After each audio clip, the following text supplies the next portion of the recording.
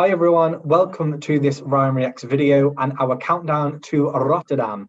We now only have 28 days until the first semi-final of this year's Eurovision Song Contest. So to celebrate the countdown, we are looking back at our favourite entries from 39 competing countries in this year's competition. And for this video, we are looking back throughout the history of Ukraine. Joining me again is my very good friend Scott from Scotland, live from Kiev. Afternoon. Welcome to Kiev. The sun looks beaming. Yeah, and I'm in a hoodie. You're in a hoodie, of course, why not? So looking back at Ukraine. Now, Ukraine debuted in 2003, and it didn't take them long, just 2 years until they won their first win back in 2004, and more recently again in 2016. So to kick things off, looking back at my third favorite Ukrainian entry, I'm going to 2009. This is Svetlana Loboda and the song Be My Valentine. Now this placed 12th in the grand final, which actually I would say probably did better than I expected. People could look at this and say it was a bit cheap and it was a bit trashy. For me, there was a clear kind of like artistic vision. Now, there were some things I wasn't too sure about, the kind of like Roman emperor backing dancers. She had the huge stage set that kind of spun, and there were lights and ladders. She was on the drum kit, she was thrown about, there was pyro. They kind of threw everything at this, and some of it was a bit distracting. However, I think for such a big arena like Moscow had, it actually worked in some ways because it was such a huge stage. I think without all of these big mechanical things and everything being thrown at it, for such a big kind of like artsy European pop song, this may have got lost. So I think it kind of helped. But all of that aside, the song itself is fun. It's a bit of a bop. It's got a hook. You can remember that chorus. You listen to it once and it's in your head for the rest of the day. She just let loose. She really went for it. She was all about the eye contact, the hair flicks. Like I said, she was being thrown about. She was on the drums. She had so much to remember within 3 minutes. And I think she nailed it. As a song, really memorable. One of my highlights from 2009. One of my highlights from Ukraine in the contest.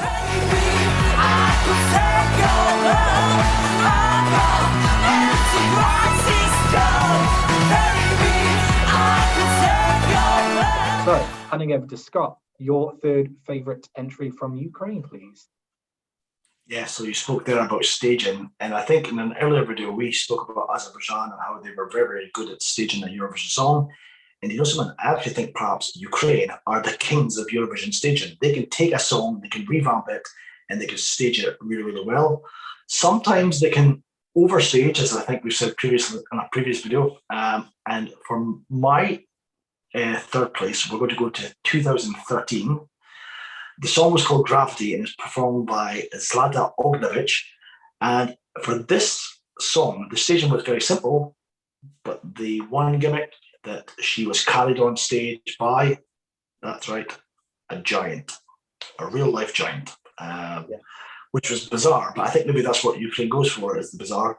Yeah. The song itself, it was quite Disney in its essence. The graphics in the background just slowly building with the butterflies and the flowers and the forests. She was stunning. Her frock, or white or cream frock and everything, just really simplistic. She was very, very strong vocalist. I did actually wonder whether they would actually claim the win.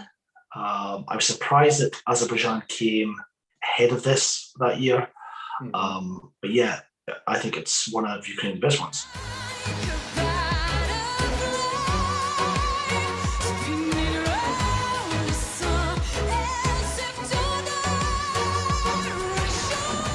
Yeah, just to reflect what you said there, for me, she was probably the best vocalist in Malmo.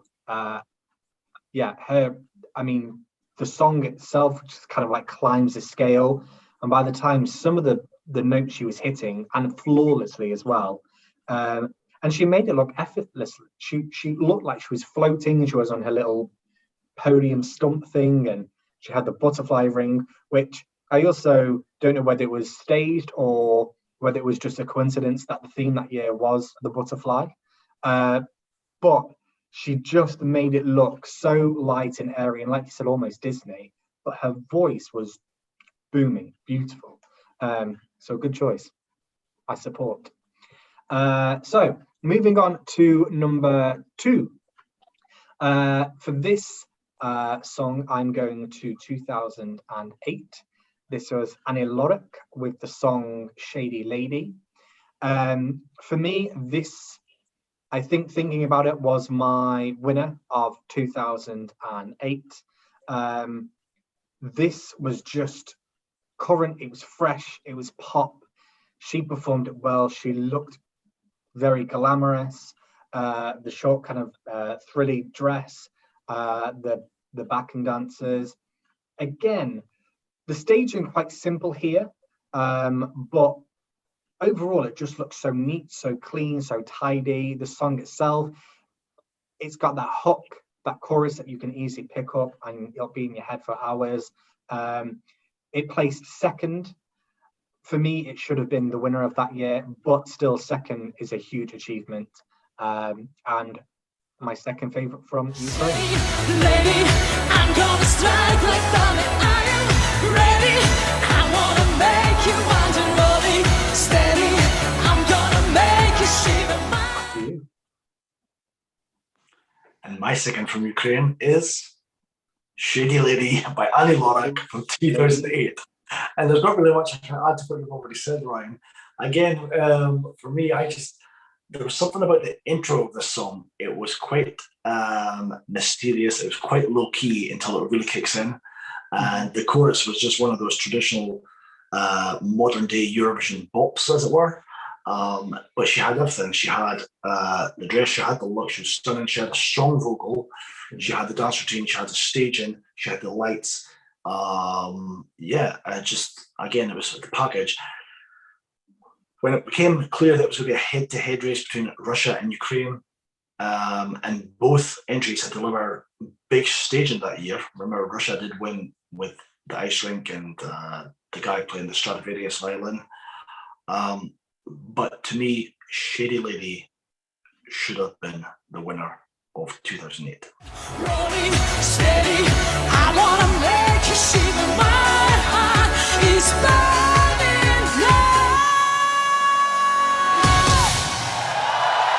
Absolutely. And I should just say, even if you listen to today, it's still a great song. Yeah, absolutely. Like you said as well, it's a very Eurovision song. If you look at like kind of the vibes that maybe in the noughties, maybe not so now, but in the noughties when you listen to kind of like those, I don't want to say typical Eurovision songs, but a song that just seems so fitting for the contest. Shady Lady, yeah, definitely up there. It wasn't Schlager. It wasn't that kind of kitsch kind of pop. Yeah. It was almost like a dirty, edgier pop kind of song, but because it had so much tempo and beat to it, I think that's how it kind of fits into a Eurovision mold. Yeah, definitely. So moving on to our number ones. Now, I'm probably expecting and picking a less obvious, less popular choice here, but I'm going with 2012, Back to Baku.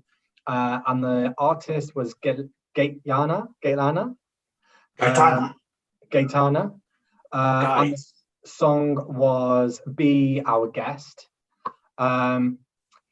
Now, first thing I will say here is I loved the studio, and I still listen to that, and it just gives me kind of like arena, just bop vibes. I just loved it. It was changed quite a lot for Eurovision for the actual performance, and I did think that the changes, I don't want to say ruined it, but it just wasn't a clean cut song. It just seemed a bit choppy and changing. It was almost like they were just trying to shove too much in 3 minutes. I don't know, but it didn't quite work. But the studio I loved. The staging as well, I loved how the idea that they had with having this screen with all of these dances, and they kind of had this trumpet thing going. Again, something that you can instantly recognize and remember. She had kind of like her little flower crown. She looked comfortable. She looked like she was having fun. And then there was also the colors. There was some kind of like bizarre kind of like oranges and yellows and greens, and it just didn't really work with her image. And I don't know. It was just, I think what was a great studio was only an okay, goodish live performance. I do think that the running order helped because I know she performed very late in the final. So maybe here I'm kind of thinking less about the live performance and more about the studio, but still, as a studio song, Be Our Guest is my favorite entry from Ukraine.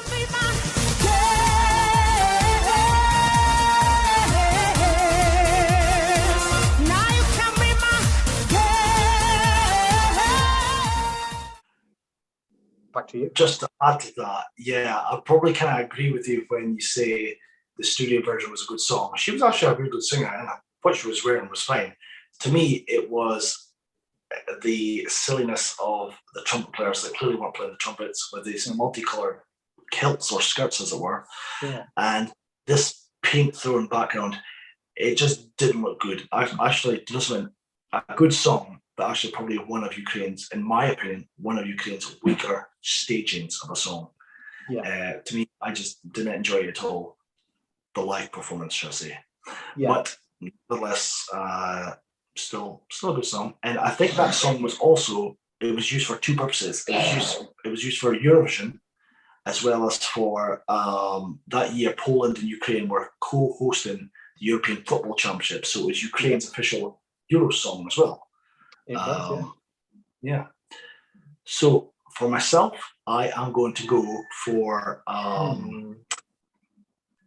winning song from 2004, which was Ruslana and the song Wild Dances. Now, for me, the reason I've chosen this song, it's actually one of my favorite Eurovision songs of all time. For anyone that knows me, Brian, did you know that? You know what? I did. I probably would have put a lot of money that you'd pick Ruslana, but nevertheless, carry on. So this was Ukraine's second entry, and I remember when I bought the CD back in 2004, and for those younger viewers that are watching, CDs is what we had before we downloaded songs.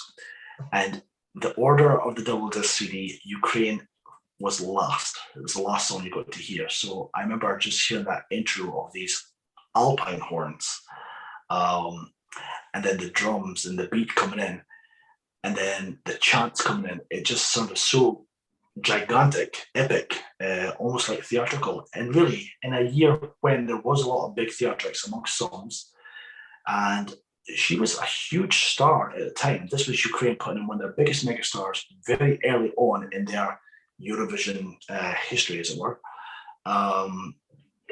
It just delivered. And I remember at the time having not really appreciated Serbia Montenegro's entry that year. I appreciate it more as years have passed. But I was just desperate for Ukraine to win that year, and I'm so glad that it did. And today, it still remains one of my favorite entries ever.